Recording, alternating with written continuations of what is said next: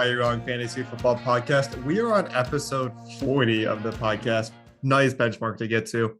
It is a week 9 of the NFL, and honestly, what is going on in this football league this season? It just feels like everything that should be up is down right now, and at the halfway point, things are wild. How are you doing today, Brian? I'm doing good. The NFL season is definitely a little wild. A lot of injuries, a lot of crazy games. The Chiefs barely squeezed out a win against the Giants, so things I are was absolutely just insane. hoping that the Giants were going to win just to prove how wild this year has been. I really thought when Travis Kelce fumbled, the Giants were going to go down and they were going to end up winning that game. But, I mean, Patrick Mahomes did what he had to do. That defense, though, is just not looking good, even though they did just sign Melvin Ingram. So they're adding a little bit, but they're still the worst defense in the NFL, in my opinion. Because you've got Sterling Shepard, who has played half the game because he got hurt. Kadarius Toney played injured. Kenny Golladay is out. Saquon Barkley is out. Like, they literally almost lost to a Giants team that has nothing going for it. Devontae Booker did have a day, though. I'll do have to say that. I almost did start him in one of my leagues. So if you had Devontae Booker, I heard Saquon Barkley's coming back this week. So it's been a good run. But if not, then I think Devontae Booker's probably, squared up for another good week next week. And just continuing on this game, this Derek Gore man that shows up for the Chiefs, their fourth string running back, finding open holes like it's nothing. I've been sitting here all season long watching the Chiefs run Clyde into brick walls, and Clyde gets hurt. And then it took your fourth string quarterback to be like, hey, maybe we should actually block for the guy. And he's just finding these open lanes all night. I'm just like, what is going on? He was looking like prime Frank Gore out there. That's what I'll tell you. I don't know if they have any relation to each other. I don't think they do, but that guy was running hard last night. Yeah. The most wild stat is that Patrick Mahomes has more interceptions than Daniel Jones this year. And he had an interception taken away too. He had another interception taken away. I believe it was on an offsides call. So that would have been 10 on the season. That's just crazy. But as always, I'm your monotone master. Next to me is our fantasy foreseer, Brian Tempo. You can listen to us and find us on Apple Podcasts and on Spotify. And if you're on social media, you can find us on these platforms as Instagram and TikTok as While You're Wrong FFB, and occasionally having us on Twitter, tweeting against the single night games when we're not both sitting on the couch frustrated with football as You're Wrong FFB. But week 8 reaction headlines. So I'm going to just start off first because this has been frustrating. I was so just angry with what happened. So, when the main running back goes out on a team, Brian, and the running back behind him that have been taking a lot of snaps all season already, he should be promoted to the number 1 running back, right? Who? Kenneth Gainwell? Yeah, Kenneth Gainwell. So Miles Sanders goes on IR. Kenneth Gainwell should have a good uptick in carries and opportunities. They're playing the Lions. It's like, okay, on paper, this should be a great matchup. And for some reason, Kenneth Gainwell is demoted to the running back 3. The running backs scored 4 touchdowns in this game. Boston Scott got 2. Jordan Howard got 2. And through the first 3 quarters, Kenneth Gainwell had 1 touch. To be fair, in previous years, whenever the main running back for the Eagles has gone down and Boston Scott has been on the team, he has produced fantasy points every single time. That is true. Yes, Kenneth Gainwell probably has the most talent on the team, but Boston Scott has produced every single time. Jordan Howard, that's a fluke. Yeah. Never, ever should he have 2 touchdowns. That should have been Kenneth Gainwell's spot. But for Boston Scott, moving forward, I think that he's probably going to be the lead back. So Kenneth Gainwell, I would say, is almost droppable unless they pull a Houdini on us and he gets like 20 touches next week, which I don't see happening. It was just like they drafted Kenneth Gainwell because they didn't think Miles Sanders was good in the passing game. They have an opportunity to just see what Kenneth Gainwell can do as a starter, and they're like, nah, we like Boston Scott better.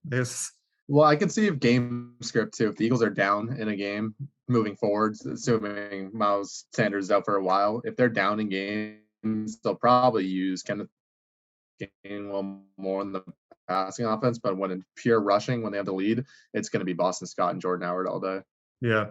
So the reason I'm just really upset about this is moving on to my next point is that the New York Jets upset the number 1 seed in the AFC, the Cincinnati Bengals, who just gave them the game. In the fourth quarter, they were up 4, and they threw a dumb pick, and the Jets score off it, and the Bengals can't do anything after. But why I'm just mad is that Michael Carter, who has been on my bench in all the leagues that I played Kenneth Gainwell, had a 30 burger and just threw that in my face and I couldn't do anything about it. The two leagues I desperately needed wins in where I had them to keep my teams afloat, lost both of those games. So I'm honestly just super salty about that. But what's with the Jets and just beating the best team out of nowhere and then just going back to being straight terrible? Mike White is looking legit. I actually saw a crazy stat that he made $50,000 that game just from a game check. And for all you sports bettors out there, everyone who loves sports betting, I'm sure you probably saw it, but someone put $1,000 on Mike White to lead the week in passing yards with 405 yards. Came down to Daniel Jones and Pat Mahomes, but neither were close. But he won $150,000. That's more than what Mike White made in one game. That's crazy.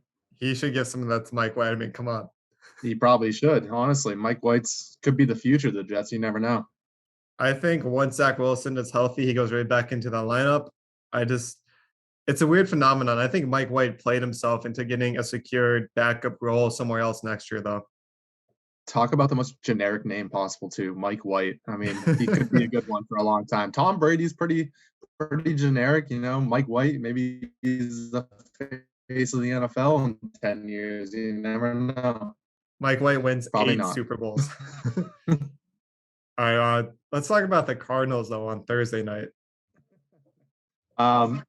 The Cardinals, I'm not surprised that they lost since they were undefeated to start, but I am shocked that they lost to the Packers solely because they didn't have Devontae Adams or Allen Lazard. I mean, don't get me wrong.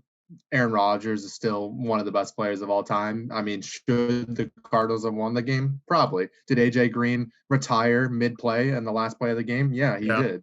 But honestly, it's not looking good for the Cardinals.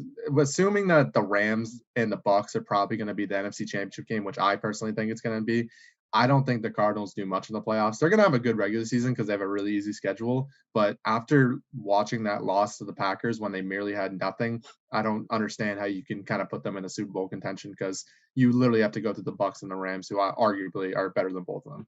I think it's also their best players are both dealing with injuries. DeAndre Hopkins, we had a rough landing on a long catch, kind of didn't play that much. And then Kyler Murray is also dealing with some nagging injuries. So I think it's one of those things where if those guys are able to heal up and with their easy schedule, the Cardinals could easily still pull off the 1 seed in the NFC North or just the 1 seed in general for the NFC.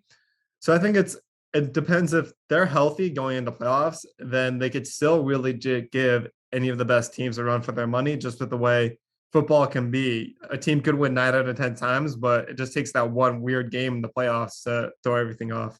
Yeah, and I think they play the Rams in about 5 weeks. They have 4 games that are really easy, and then they play the Rams. So that'll be a true test to see who's actually going to come out on top for the division. So it's going to be interesting to see. But the Chargers offense is so frustrating. Austin Eckler, still the fantasy stud. We drafted fantastic. But the other guys on the offense, I mean, Keenan Allen, sure, had a pretty good game last week, but hasn't had the hottest start out of a guy that we expect to be a wide receiver 1. And then Mike Williams is just 2 back-to-back duds, turning back into true fashion. Probably should have traded him when he had such high value. Although I do think that Mike Williams probably will still have big games. He's pretty touchdown dependent. I actually saw a video of the most touchdown dependent wide receivers in the league. Number 1 was DeAndre Hopkins. Number 2 was Mike Williams. Number 3 was, maybe Cooper Kupp, I think was the third one. But either way, being so touchdown dependent with Mike Williams, it kind of sucks because we expected so much from him. He balled out in the beginning of the season, and now Justin Herbert's kind of lacking a little bit, so it's really hurting his production. So for me, I mean, I'm going to talk about Mike Williams later. I think it's just Mike Williams is the definition of the inconsistency at wide receiver that you're going to see from positions like this. And it's also just he played against the Patriots, who are known to take away the number 1 option. And I think Bill Belichick decided that was Mike Williams, which is why we saw Keenan Allen have a much better game than Mike Williams. In the games that he's been bad, Mike Williams still is getting 5 targets per game. So I think it just comes down to if the defense decides that they're going to take away Mike Williams as their best chance of winning, that's when you're going to see Mike Williams get you less than 5 points because they're just going to force Herbert to go elsewhere. And that's when you've seen Herbert be bad. So I think it's just, it'd be an overreaction to just kind of move on from Mike Williams. But I think he's not your wide receiver 1. He's your wide receiver 2 that's going to get you 5 points, or he's going to get you 30 points. You just have to accept it. Yeah, maybe if they put the Browns every week where they put up 90 total points, that'd be kind of nice for us Mike Williams owners. But I do think he's going to have better weeks to come, and he'll probably bounce back next week. Even though he does have a tough matchup, I could still see him scoring in that one. So you got you want to talk about fantasy bye weeks a little bit because week 7 was bad, week 8 not so bad, week 9 is going to be bad again. Week 9, I mean, the bye weeks have just been cruel, honestly. It's you pick up one guy, and I mean, same thing with you. It's Kenneth Gainwell. You pick him up to start a running back, and next thing you know, he doesn't even play the game. So it's really tough because you listen to a lot of experts, you listen to a lot of rankings, you look at matchups, and you pick up a guy in a bye week, and the next thing you know, he duds. And you lost 3 straight weeks in a row, and you're like, okay, where do I go from here? How do I overcome this? So it's been really challenging for the bye weeks, and not only has my team lost 3 straight games in a row, but I also have 4 other bye weeks coming up for this week. So I am still struggling with the bye weeks. They are cruel, and I hate them so much. But after this week, I have no more buys, and I'll be full force. But I got to win like the next 5 out of 6 games. So yes, we got let's see, we got Washington football team on bye. So you got no Scary Terry, you got no J.D. McKissick, you've got no Antonio Gibson. We've got the Seahawks on bye, so no DK, no Alex Collins, no Tyler Lockett, who just had a game with Geno Smith. We Lions. have the Lions on bye, so no TJ Hawkinson, no DeAndre Swift. The Bucks are on bye, so no Evans, no Brady, no Godwin, no Brown. So it's 4 big fantasy teams who have been giving you options all on bye this week. So it's another week where you're just fingers crossed that the guy you're picking up off the waivers list bails you out. It's going to be another tough week, but after this week, it gets a whole lot better. That's all I can say. Yeah. So moving on, our Devil's Advocate team did you dirty again, Brian. So Tua had another decent game. Mike Evans, Jamar Chase, Jonathan Taylor. I had the team pick up Boston Scott, being the other Eagles running back that you could have picked up for the replacement from Miles Sanders.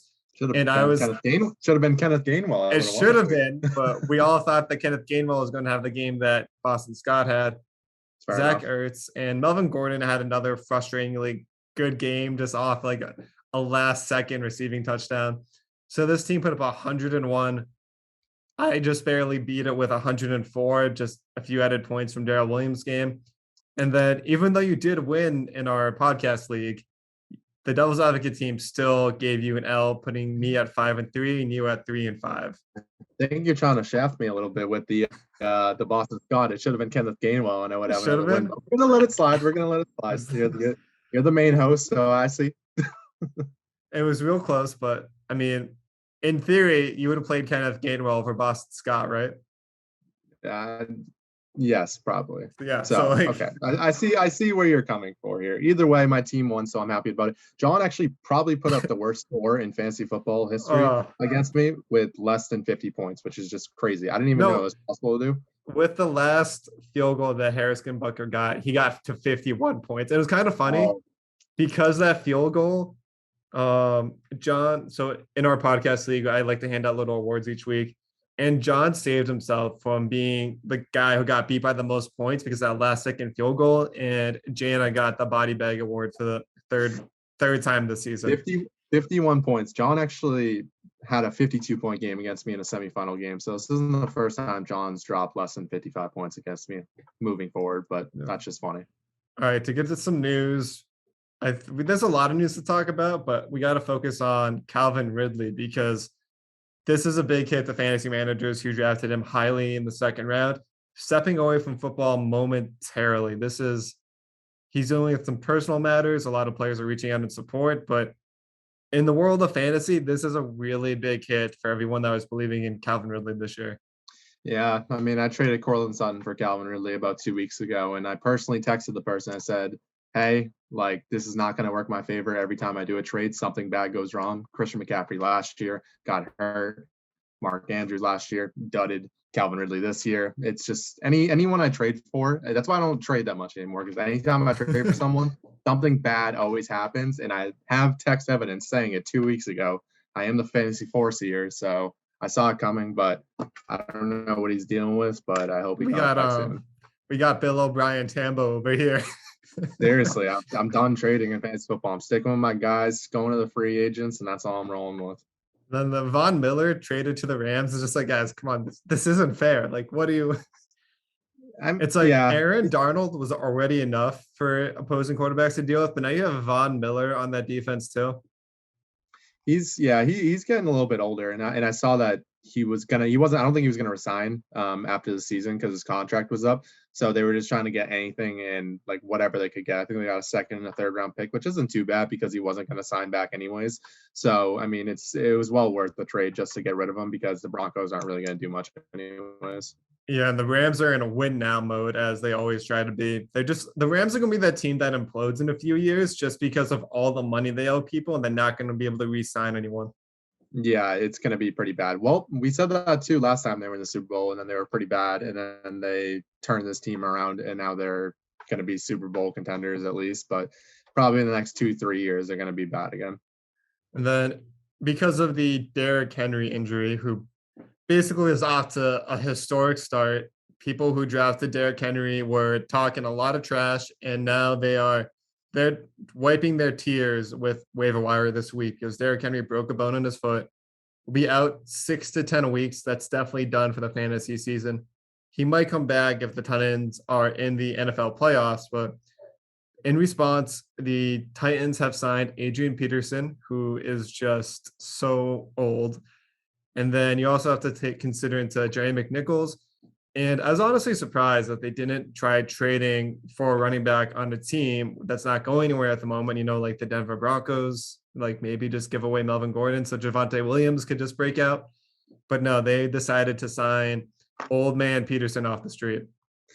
Yeah, I'm curious to see who is actually the lead back here. I'm going to guess that Peterson's probably the lead back, and then McNichols plays more of the passing down roles. But considering that they don't have Derrick Henry anymore, I don't think the Titans are going to be winning too many games. So game script wise, I think McNichols is probably going to be the guy in this situation. I mean, we could talk about it later too, but Peterson's again very old. He's at the end of his career. He does need 450 yards to pass Barry Sanders for all-time rushing.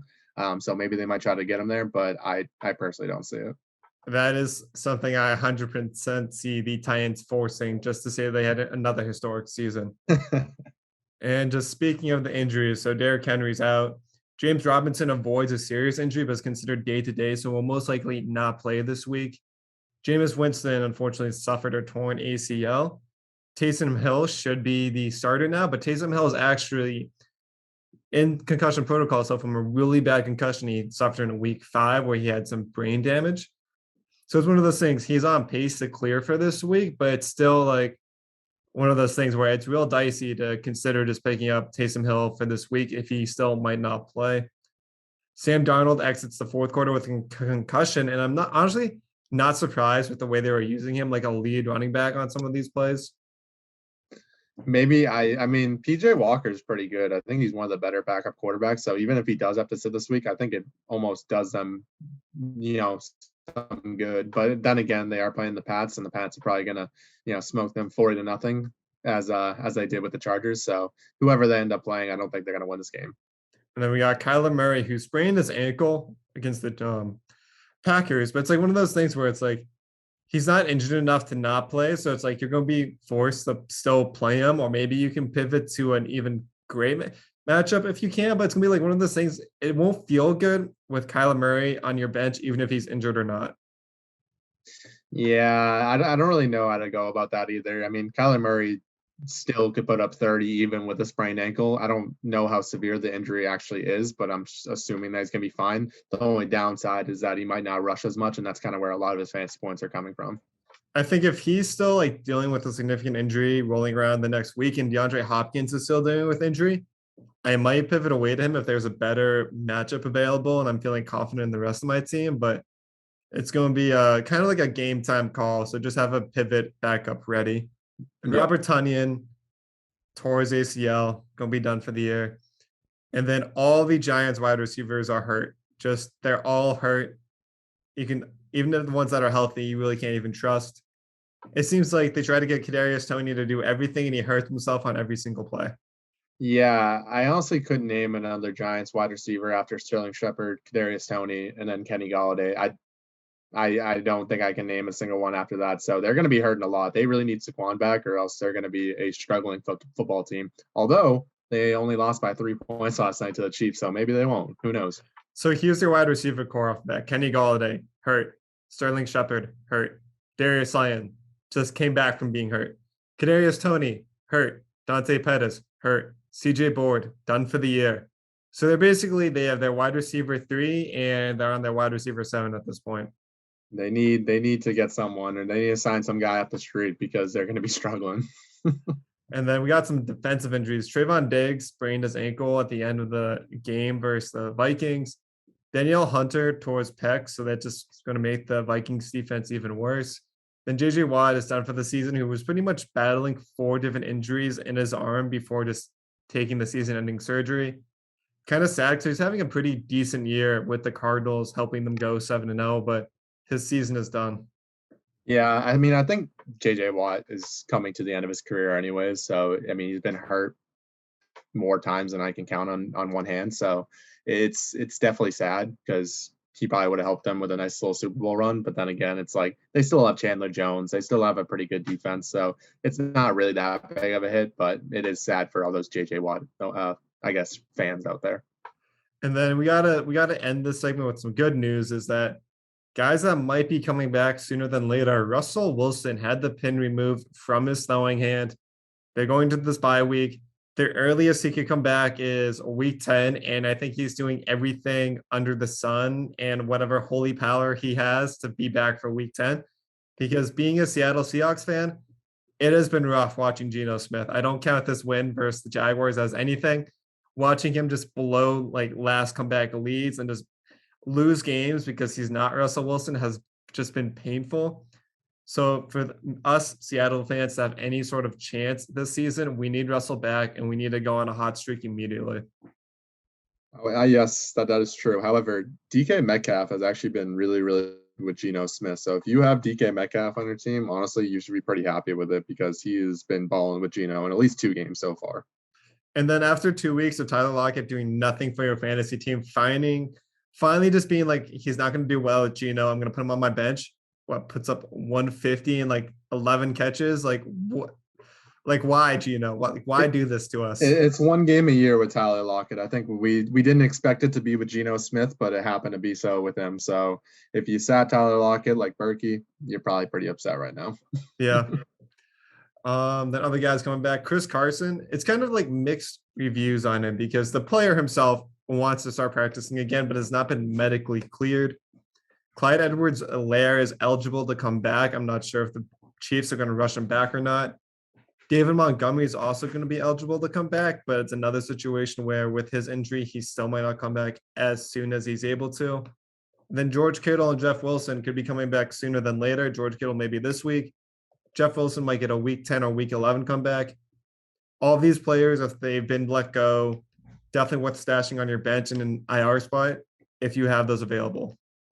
Yeah, Jeff Wilson, I'm starting to doubt a little bit more because Elijah Mitchell is looking really, really good as of lately. I think he's top 5 in yards per game out of all running backs in the NFL. It's like Derrick Henry, Dalvin Cook, and like all these big name running backs. And Elijah Mitchell's like sitting at number 5. So if he can keep it up and he can stay healthy, I don't know if there's a lot of room for Jeff Wilson. But who knows with Kyle Shanahan? He loves to pull trick. Because here's the thing, Elijah Mitchell basically just does not play on third down. And they like to use JaMychal Hasty in like goal line or like any situation where you're like, oh, Elijah Mitchell should be in here because he's the better of the 2 backs. And then you just see JaMychal Hasty again. So it's one of those things where King Shanahan could just pull some BS and just throw Jeff Wilson right into the face of Elijah Mitchell.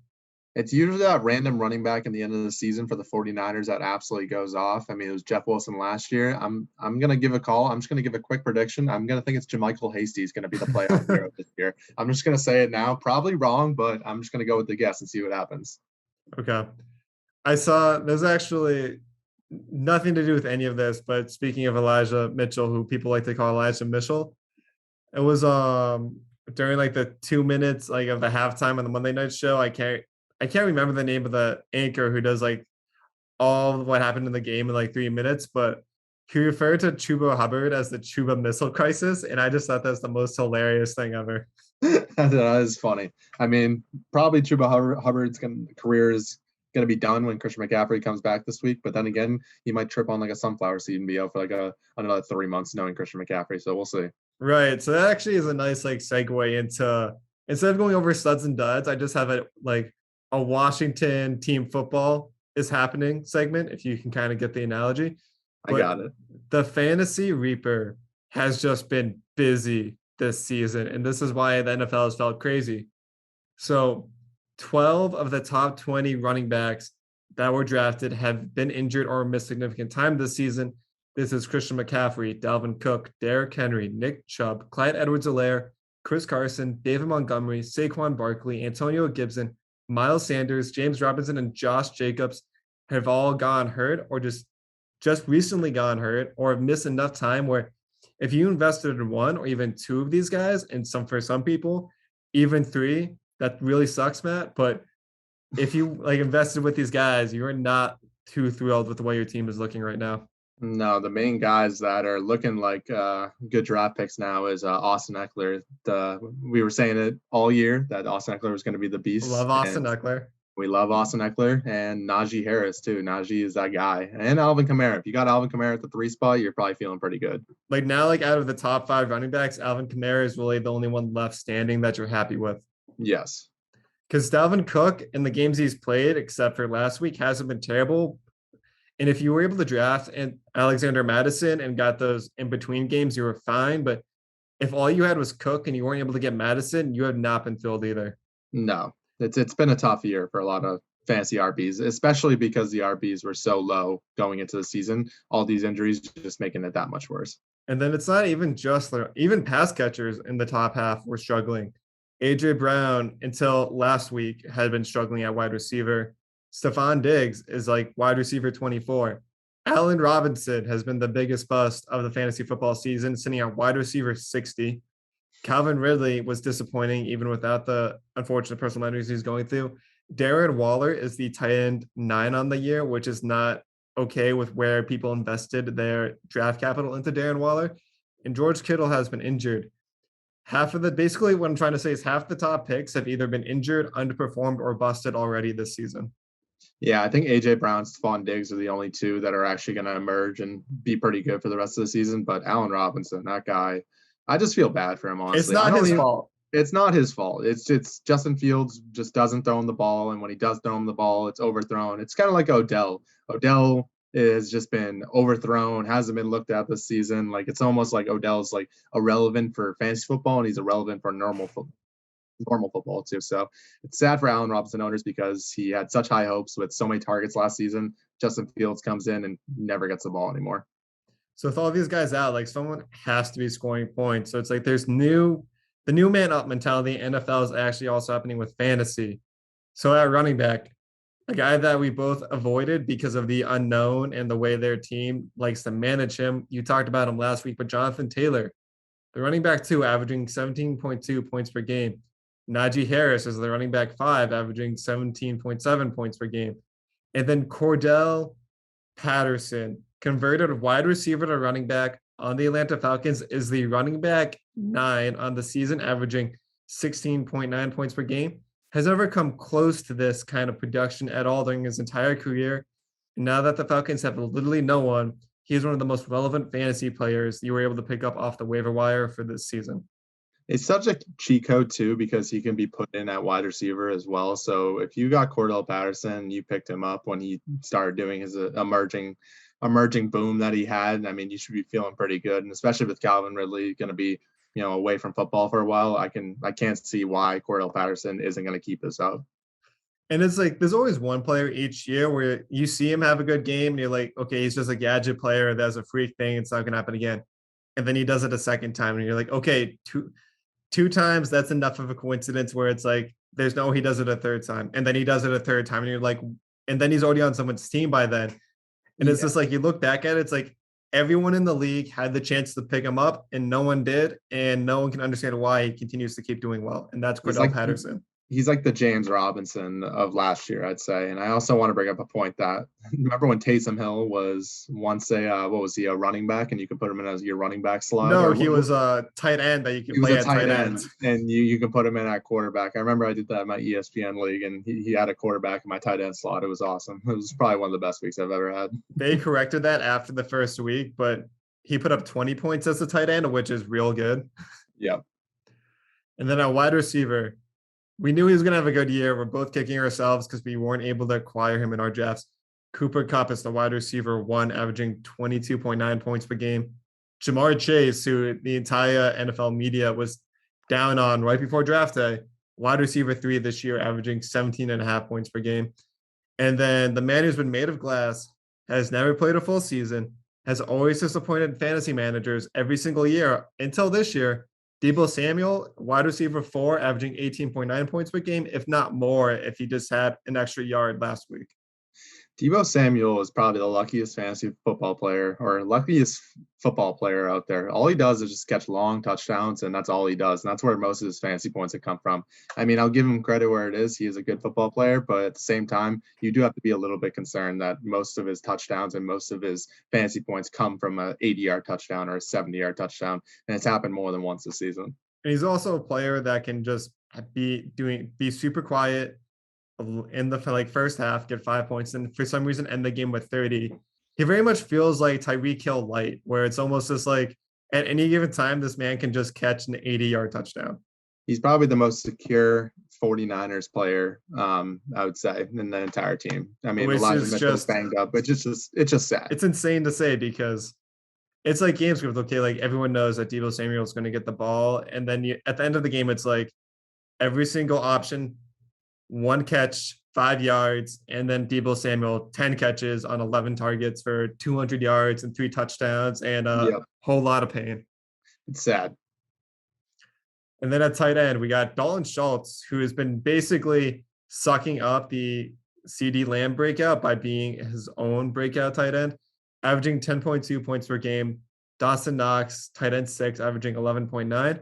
And then Kyle Pitts, the rookie tight end sensation, averaging 10.1 points per game. But the hard thing is you drafted him to be the tight end 4. So he's still underperforming where he went in drafts, but it just feels like a lot of tight ends are scoring a lot more points than tight ends typically score this year. So even at tight end 7, he's averaging more than what you expected him to anyway. Yeah, I think going into next year too, like this will definitely set people up with a pretty good tight end, because I feel like there's 10 solid tight ends that you could have right now, and in most years you really haven't seen that. It's always just been the top 3 with Kittle, Kelsey, and Waller. But this year tight ends have been emerging like crazy. Because what the hard part is Dan Waller having a down year? Yes, he is. But he's not having a bad year, and he's the tight end 9, which means there's 8 tight ends having fantastic years so far. It's crazy to think about that Schultz and Knox are up there. I mean, Kyle Pitts we expected, but Schultz and Knox, that's kind of comes to a surprise. Even though Schultz is taking over the Blake Jarwin role, which we thought was going to happen last year, but Schultz stole his job. So it's like one of those things where a lot of the other big tight ends right now are just coming off of big touchdown games, like CJ Uzomah having a lot of touchdowns. But the thing is, Schultz is still getting the receptions to go with it, where all the other tight ends having big games are just based off of multi-touchdown games and not getting the consistent target percentage that Schultz and Knox have been getting. Exactly. So let's move on to some flex pickups, because with the bye weeks, there's guys that you want to pick up. Also, with injuries going on, there's other options that you need to be on the lookout. So wide receiver, we saw him have a little bit of a burst before the bye week, but Rashad Bateman is going to be my pickup of the week versus Minnesota. Minnesota is not a scary defense to throw against.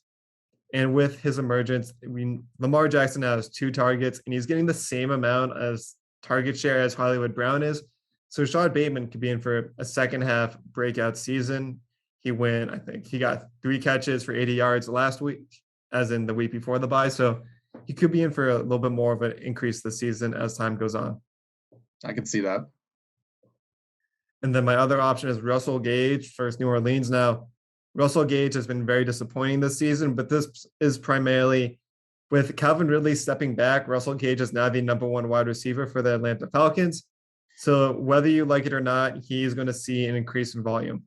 He's going to have to produce one way or the other. I mean, Russell Gage in previous years has always been pretty good. So I don't see why now is not the perfect opportunity for him to be somewhat fantasy relevant, at least as like a wide receiver 3 at best. I mean, Cordell Patterson and Kyle Pitts are going to get the work over him to begin with, but when they're down by 30, like the Falcons usually are, they're going to have to air it up to Russell Gage because that's literally all they have. And I think what you're going to see happening is because Calvin Ridley is gone, teams are going to go start putting their best corners shadowing Kyle Pitts because Cordell Patterson's in the backfield, so you can't just have him starting him one-on-one. And so I think you could unfortunately see Kyle Pitts maybe having a downtick in production, but still get that uptick in volume. But he didn't have fun with Stephon Gilmore covering him at the end of the last game. So I think you're going to have more issues where Kyle Pitts is drawing the best coverage. I can see that moving forward as well. But my pick is I'm choosing Michael Gallup versus Denver. Michael Gallup's supposed to be coming back this week. I'm not sure if that's a given, but I've heard his timeline is that he's going to return this week. And if he does, the first week or the first 2 weeks, Michael Gallup had great games. It is bad for Amari Cooper and CD Lamb owners because Michael Gallup does play in between. You're still getting the Schultz work and the Zeke work and Tony Pollard. So the Cowboys offense is getting a little bit cluttered now that when Gallup returns, but however, Gallup is pretty good in this offense. Not a lot of coverage is on him, and he's a pretty big deep threat. So if he is healthy, even if he's not healthy and he comes back next week, he's someone who should be picked up rather soon. And then my next pick is Hunter Renfrow. I'm not sure if the Henry Ruggs news has anything to do with this, but I'm going to say it is because Hunter Renfrow is one of the last receivers on that offense that can actually catch the ball. I mean, aside from Darren Waller, it's going to be a pretty big Hunter Renfrow show for the rest of the season. So if you're, struggling for a wide receiver, if you're looking for someone in free agents and he's still there, I think we put him on this list like 3 weeks in a row because he's Mr. Consistent. But I'd start him against the Giants this week if I needed someone. I think in super deep leagues, the lack of, with what Henry Ruggs is going through, he's probably not going to be playing for the rest of the season. Bryan Edwards, the other wide receiver on the Raiders, if you're in a deep league, could be a potential guy that gets a lot of Henry Ruggs' targets. He's a talented wide receiver, but the Raiders don't really use him until they really just need a clutch play. He's like a rookie that just needs a little bit more work to really show how good he is. Actually, not a rookie, second-year player, but he could be someone that slowly starts to emerge if Renfrow isn't getting the targets that are left over from Henry Ruggs. And Derek Carr low-key likes Zay Jones too. He says he's one of his best throwing partners, I guess, in practice. Says he's the most hardest working receiver in the entire locker room. So Zay Jones could also have a breakout season. You never really know. And then at running back for a pickup, this is really just in relation to Derrick Henry going down. He has been a little relevant this year, but Jerry McNichols is the Titans' third down back. With the Titans going to be more in a pass-focused kind of game script, and without being able to rely on Derrick Henry, could be in a lot more negative game script. So even though you could also pick up Adrian Peterson in a very deep league, I feel like Jerry McNichols is going to be a bigger pickup this week from especially Derrick Henry owners who most likely be spending a significant amount of fab on one of those two guys, just trying to replace the production that they're losing from the best running back in football. Yeah, I think Jeremy McNichols is probably the better pickup for this week. I mean, people are going to have their arguments. No one really knows who the Titans are going to end up using. I mean, in games that they win, they probably will run the ball with Peterson 11, 12 times, but will he be productive? Can't really say that. But Jerry McNichols also, he does run the ball, but he's also a pretty good pass catcher too. So he's probably the better add out of the two of them. It's like if I am a Derrick Henry owner, you're honestly probably spending between 20 and 30 fab on Jerry McNichols just because you need someone to replace that production on that same team. I feel like you're probably spending 10 to 15 less. You're probably in the 10 to 20 range if you're desperate for a running back and you have leftover fab. I'm just trying to not fall into the Gainwell trap that I fell into last week. I mean, it's one of those situations where if you really need running back help, you have plenty of leftover fab. You could also just make the Derrick Henry owner even more upset by outbidding them for his replacement. And then make a trade with them and then make them give you another pretty good player out of it. That'd be funny. Yeah. So hopefully you didn't waste all your fab because that would be pretty upsetting. But with my pick, I'm going with Carlos Hyde solely if James Robinson doesn't play this week, which I don't think he's going to end up playing. The good news is we already talked about it, but he avoided a serious injury. And when he went down, Carlos Hyde actually did produce pretty well. Even though they are playing the Bills this week, if you're struggling and you don't really have a running back, because running backs are pretty light nowadays, considering the 12 of the top 20 running backs have been injured. Carlos Hyde could be a sneaky play. You could probably find the end zone here and there because I really couldn't name the backup running back other than Carlos Hyde. I think you're looking at 20 carries for 60 yards, maybe a touchdown. Maybe a touchdown. I think you're really just praying for a touchdown at best, honestly. And then my last one's Boston Scott. I mean, it goes without saying that he was the lead back last week. Maybe you wanted to pick up Jordan Howard too, because Kenneth Gainwell is really just not that guy right now. Honestly, you could if they're playing the Chargers, so it's another team you can just run very easily against. And so I guess Jordan Howard he could be a play this week. It's just you don't know. I think it's going to be a high scoring game. I think I hope that game's like 80 points total points out of the entire game, because the Chargers offense is really good. The Eagles offense can be pretty good, and both defenses really aren't that great. Yeah, and hopefully they don't bench Jalen Hurts for Gardner Minshew. Let's hope not. Yeah, so it's honestly, I hope last week was at least a wake up call to people who weren't ready for it, but if Jalen Hurts doesn't get those 1 or 2 rushing touchdowns a game, you really see how he's just not a good quarterback, because if you take away his rushing total, he ends with like less than 5 points as just a pure quarterback. Oh, yeah. The rushing game they scored 41 points, he had less than 5 points as a passing quarterback. Yeah, I mean, the rushing upside for Jalen Hurts is the reason why he's a QB4 on the season right now. But without the rushing, he's merely nothing in fantasy football. So going into our streamers for this week at quarterback, I'm going with Taysom Hill versus Atlanta. Atlanta has no defense. Taysom Hill takes over. He's going to be scrambling a lot. He's going to be running the football, but this is if he's healthy and clears concussion protocol. And if he doesn't, I'm going with the guy that you despise the most. Tua has balled out in these trash matchups. So Tua versus Houston, you could be in for another 18 to 20 point game just because that's what Tua likes to do to us. And I would choose Tua as well because he has a very easy matchup and Houston's defense is terrible. But I'm going to go with Danny Dimes because it's the only option I did have.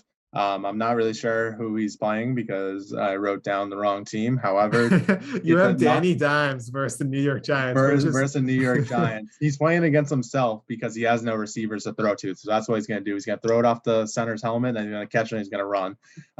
But I mean, there's not a lot of good quarterbacks out there that are, that aren't owned by more than 50% in leagues. So if you're desperate and you really do need a quarterback, I would recommend Taysom Hill or Tua first, but definitely not someone like Sam Darnold or another Mike White emergent. I probably wouldn't trust it. I'd probably go Daniel Jones. Are you done with the Teddy Bridgewater experiment after last week? Yeah, Teddy Bridgewater just ain't it. I'm just upset with Teddy Bridgewater. They just run the ball too much. They kill the clock. They don't score a lot of points. I'm kind of over Teddy Bridgewater. At tight end, I'm going to go back to back. So if Eric Ebron is still out, even though Chicago is the best team against tight ends, Pat Freiermuth is just, I would have been more excited about him if I won the 2 leagues that I played him in. I lost both by close games. But Pat Freiermuth, back-to-back weeks with 7 targets, caught the game-winning touchdown last week. He is the new Heath Miller. Big Ben can't throw to anyone besides his tight end or Deontay Johnson. If Eric Ebron is out, Pat Freiermuth could be in for another 7-target day, which is what you want as a streaming option. So my pick is Tyler Conklin versus Baltimore, and this is my predicament. I have TJ Hawkinson on bye. Tyler Conklin's playing Baltimore, and Baltimore lets up the most amount of points to tight ends. Pat Freiermuth is playing Chicago, and they let up the least amount of points to tight ends. However, most rankings are ranking Pat Freiermuth higher than Tyler Conklin. And it's kind of a tough situation. Right now, I think I'm going to end up picking Tyler Conklin just because the matchup's a little bit easier. But at the same time, I'm not too sure. Here's what I would do. I'm also playing Tyler Conklin in the leagues that I also have Hawkinson on bye. And so Tyler Conklin still gets 5 to 6 targets a game. He's been that solid 8-point-a-week fantasy guy who could fall into the end zone. This could be a good game for him just because of what we just said, that Baltimore's letting up the most points to tight ends. And also, Freiermuth has been good in the 2 weeks that Eric Ebron has been out. I would basically be waiting till Sunday morning. Basically, if we have any more news on the health status of Ebron, if it's up in the air and it's a game time decision, I'd probably go Conklin. But if for some reason Ebron is ruled out for Monday before the Sunday matchups, I'd go Freiermuth. Just for the Monday night matchup too. That's my same thought process too. I'm probably just gonna pick up Conklin to start and then wait to see the Ebron news. And if he's out before then, I'll probably go with Freiermuth after that. Man, these tight ends this year, it's crazy how many ones you can stream with and be totally okay. Or you could start Mo Alie-Cox on Thursday night too. That's something else I was looking at. And I'm gonna guarantee you right now he scores a touchdown, but I can't trust myself to start Mo Alie-Cox. If you leave Mo Alie-Cox in free agency, he's going to get 5 catches for 40 yards and 2 touchdowns because he's that big. It's going to happen on Thursday night against the Jets. If you pick him up and start him, he'll get you 3 catches for 15 yards and nothing else. It's how fantasy works. And at defense, my pick is Dallas versus Denver because Denver has not looked good. Their offense looks abysmal. Teddy Bridgewater is hurt, and he's definitely not playing well. And Dallas, for some reason, has just been a shutdown defense for the past 6 weeks. If you don't count their first loss versus Tampa Bay, they're 6-0 right now. Like, this is a totally different Cowboys team. Yes, it's Trevon Diggs injured right now, but at the moment, it doesn't matter. I don't believe in the Broncos offense enough. I think Teddy Bridgewater can make enough mistakes and takes enough sacks because of how bad the offensive line is in Denver that Dallas could get you a solid 8 to 10 points this week. I like that pick. It's good reasoning too. And then my pick is the Miami Dolphins versus Houston. Anytime a team plays Houston or they play the Jags or they play the Jets, typically you should start them. Maybe not the Jets anymore because Mike White's the best player in football.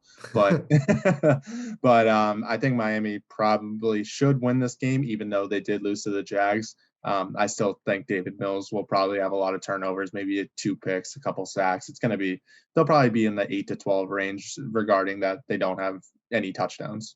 And I just want to put out, I am very sorry for the loss. If you were a Rams defensive owner for the 3.5 quarters of that game, you were thrilled. You had 16 points from your defense. And then out of nowhere, Davis Mills puts up 22 on the Rams defense playing soft coverage, and you lose more than a half your points from your defense because of that. It's sad to be a Rams owner. if you start the Rams defense, I am sorry. That was pretty unfortunate in the game. It's like at the end of the day, you were still happy with the amount of points they gave you because 7 to 8 points for defense is good, but going from 16 down to 8 is kind of it's a gut punch at the end of the game. It is. So we do got a little bit of halfway hindsight. We talked about last week that guys we almost had to apologize to because we were down on them at the beginning of the year and we had to change our opinions. This week, I just kind of want to talk about a few guys who's almost just like, what is going on with these players and can we continue to trust them and lean on them? So as we were talking at the top of the podcast, one of my picks is Mike Williams, who's the wide receiver 12 now. Started the first 4 games as the wide receiver 5. The last 4 games, he's been the wide receiver 38. So he started 18, 29, 1.5, 32. Then he had 4, went into his bye week, and then had 3. He still gets at least 5 targets, even in a bad game. Basically just represents the extreme inconsistency you get at wide receiver. He really just feels like how Amari Cooper used to be when he had these moments where he put up 30-point games and the following week he'd get you 4 points, where you can't bench him even if it costs you the week because you know what he can actually give you if he does well. Yeah, I think it's been tough matchups and bad quarterback play from Justin Herbert, and that's what I'm going to blame it on. But I think that moving forward, Mike Williams should have pretty good games. He might have a dud here and there, but I'm going to guess that he has more better games than bad games in the last 6 games of the regular season of fantasy football. And then I put him there just because I feel like you'd want to talk about him, but do you want to talk about Jalen Hurts, Brian? Yeah, Jalen Hurts, QB4 on the year. He's my fantasy quarterback in our fantasy league, and I'm very happy to see him that he won 38-7 against the Lions because a lot of money was put on the Lions for all those sports bettors out there. Everyone thought the Lions were going to get a win this week. Oh, they're playing the Eagles. Jalen Hurts playing bad, but nope. Jalen Hurts actually didn't play that great, but the Eagles as a whole played really good, which pretty much is going to keep his job moving forward. If they lost this game, Gardner Minshew probably would have been the starting quarterback. However, they did win in a big, big way. So I think Jalen Hurts is going to be good to go for weeks to come. The only bad part about it, he did have 11 points. He was a QB2 last week. So I'm thinking that moving forward, he's going to end up throwing more touchdowns. He's going to get his rushing touchdowns, and the rushing upside with Jalen Hurts is just through the roof right now. So there's no reason why you should be benching Jalen Hurts for the rest of the season, because arguably he could be the QB1 to end it. Honestly, what's kind of funny is that I have Kyler Murray, who is the quarterback 1, and the team I was playing against had Jalen Hurts, who's the QB2, and they both got 11 points this week. They both got 11 points. That's funny. And a guy I want to talk about is Michael Carter, he's basically been on a roller coaster ride if you count the entire preseason of fantasy football, because he started off like he's the most talented running back on the team. He should get all the carries. And it was like, oh, he's the third man on the committee. No one wanted to touch him. And he started off the season in bad times, starting a bad team, which is what we thought was going to be the case for DeAndre Swift. But DeAndre Swift said, no, thank you. I'm going to be the best. But Michael Carter slowly started to work his way up into the snap percentage. The last 4 games, he scored 10 points, 13 points, 12 points, and 27 points, which is really good as a running back 3, because that's probably what he was on your team. And it's just the last 2 games what really just put him over the top was he saw 7 catches on 9 targets, and last week he had 9 catches on 14 targets, which is just insane. Mike White loves to throw the ball to him. He plays the Colts next, and then the Bills, which are terrible matchups. But after that, he plays Miami, Houston, and Philly, which are all bottom of the barrel run defensive teams. And his playoff stretch is Miami again, and then Jacksonville, followed up with Tampa Bay. Michael Carter really just feels like last year's Antonio Gibson at the moment. He could. It really depends on how consistent the Jets stay. I'm not going to say Michael Carter's game last week solely was because Mike White had a career day. But if the Jets continue to be Jets and they continue to turn the ball over a lot and they don't do that good on offense, they don't score a lot of points, then Michael Carter is probably not going to be the best option. However, they can stay consistent, score some points, give Michael Carter the carries that he deserves, then he could probably turn out into, a pretty good RB. And I'd say that he was drafted in the 9th round. And I read a thing about fantasy football that there's always one running back in every draft that's picked in round 9 that has some type of value in fantasy football. And I believe the 2 running backs this year were Trey Sermon and Michael Carter. So we know that Trey Sermon isn't the answer. So it's going to end up being Michael Carter. And especially with his easy schedule at the end of the season, he probably will do pretty good for some owners out there. And when you're looking for a guy who gets you 10 opportunities a game and gets a decent amount of passing work, you're going to be happy if you have to play him as your RB2 or like your flex play, instead of basically being like, what am I going to do on bye week? He's not a bad guy to have on your bench. Is he going to get you 27 points a week? No, but I think he could get you a solid 8 to 12 points if he so is involved in the passing work. Somewhere in the low end RB2 range, I'd say, for him. But yeah, if you have him on your team, definitely don't drop him because big things could come. And then my pick is Mike Gesicki. Mike Gesicki started off the year with a hot 0 points. I thought the season was over for him. I thought that was probably one of the worst picks I could have. I think he was drafted as a late round tight end. I think he was like 12 or 13. Now he's had double-digit points in the 5 of the last 6 weeks. He's a top 5 tight end in all rankings right now. Tua loves to throw him the ball. Every time they're in the red zone, Mike Gesicki's one of the top targets to be able to get a touchdown. Although Jalen Waddle is taking a lot of targets and a lot of receptions in the offense, Mike Gesicki has just been an absolute stud. So if you got a tight end like Darren Waller maybe, and you're frustrated with Darren Waller, and you had Mike Gesicki on your bench, it's coming to that point where you might have to start Gesicki over Waller because he's been pretty consistent so far. That hurts, but I agree with it. Yeah. But as always, stay water. It's okay. Playing multiple fantasy leagues to hedge the pain of others. But as always, Brian, great talking to you, and I'll see you next week. Cheers.